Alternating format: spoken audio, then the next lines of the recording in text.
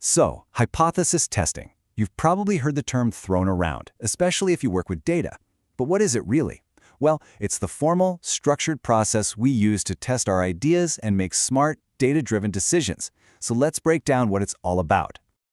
Okay, let's put ourselves in the shoes of an analyst. Imagine you're tracking a mutual fund, and it looks like it's been crushing its benchmark lately. You've got this hunch, right?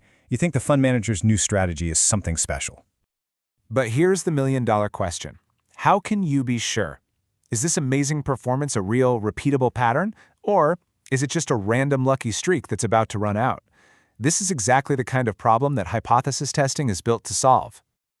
And that's where hypothesis testing comes into play. It provides an objective framework to look at the data we have, the fund's recent performance, and make a judgment call. Is its success a real trend, or is it just a fluke? It's all about separating the signal from the noise. So how does this actually work, The easiest way to get your head around hypothesis testing is to think of it like a courtroom trial. You've got two competing stories, and your job is to figure out which one the evidence supports. On one side, you have what's called the null hypothesis, or H0. This is the default position, the status quo. In our courtroom, it's the principle that the defendant is innocent until proven guilty. For our fund, it's the assumption that, the new strategy is no better than the benchmark. Then, on the other side, you have the alternative hypothesis, HA. This is the new idea, the exciting claim we want to test. It's the prosecutor's case that the defendant is guilty, or our hunch that this new investment strategy is genuinely better. And just like in any trial, there are four possible outcomes. Two are correct: we acquit an innocent person or convict a guilty one. But we can also make two kinds of mistakes. A type 1 error is like sending an innocent person to jail.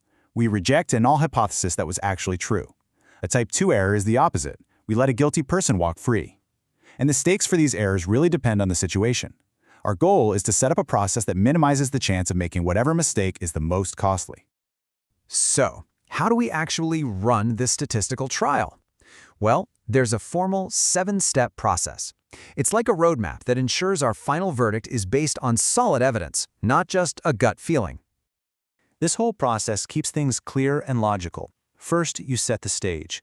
You state your two competing hypotheses. Then, you set the rules of the game. You decide how much evidence you're going to need to be convinced. Only then do you actually collect your data, run the numbers, and make a decision. First, a statistical one, and then a real-world one. Now, a key piece of the puzzle is the test statistic. Don't let the formula scare you, just think of it like a score. It measures how surprising our data is if we assume the null hypothesis is true. It's basically comparing what our sample shows to what the null claims, and it accounts for the natural wobble you'd expect in any data. A big score means our fund's performance is way different from the benchmark. The bigger the score, the more the evidence is pointing away from the status quo. But before we even calculate that score, we have to set our standard of proof. This is called the significance level, or alpha. And by far the most common level you'll see is 0.05, or 5%. Think of this as drawing our line in the sand for beyond a reasonable doubt. So what does that 5% really mean? It's the risk we're willing to take of making a type 1 error. We are literally saying, I'm okay with having a 5% chance of convicting an innocent defendant, of rejecting the null hypothesis when it's actually true. It's the price we pay for being able to make decisions with imperfect information. Okay, so this brings us to the star of the show. Probably the most famous and, let's be honest, the most misunderstood concept in all of statistics, the p-value. This is how we evaluate the strength of our evidence once we've collected it. Remember our test statistic? It told us how far our data is from the null's claim. But is it far enough to be convincing? The p-value answers that exact question. It is the single most important piece of evidence that helps us deliver the final verdict. So what is it? The p-value is the probability of getting a result at least as extreme as the one you saw in your sample, assuming the null hypothesis is actually true. Think about it. A really small p-value means your data is super unlikely if the null is true, which is pretty strong evidence against the null. It's like a giant statistical coincidence. And this all leads to a beautifully simple decision rule.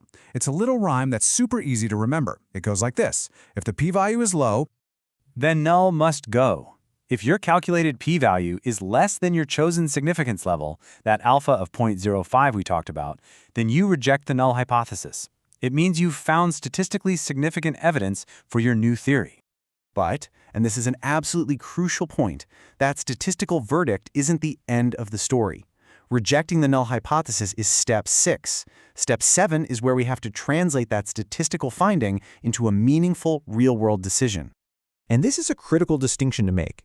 A result can be statistically significant without being economically meaningful. For example, if you have a huge data set, you might be able to prove that a trading strategy generates a statistically real positive return of, say, 0.01%. But after you account for transaction fees, taxes, and risk, that return is completely useless to an investor. It has no economic meaning. This quote from the source material just nails it perfectly. The statistical decision is a critical input, for sure, but the final economic or investment decision has to consider the practical, real-world context of costs, risks, and whether it's even feasible. And that leaves us with one final thought. Hypothesis testing is an incredibly powerful tool. It gives our data a verdict, right? It tells us whether a pattern we see is likely real or just random noise. But it doesn't make the decision for us. That final step, what to do next, that requires judgment, context, and a little bit of wisdom.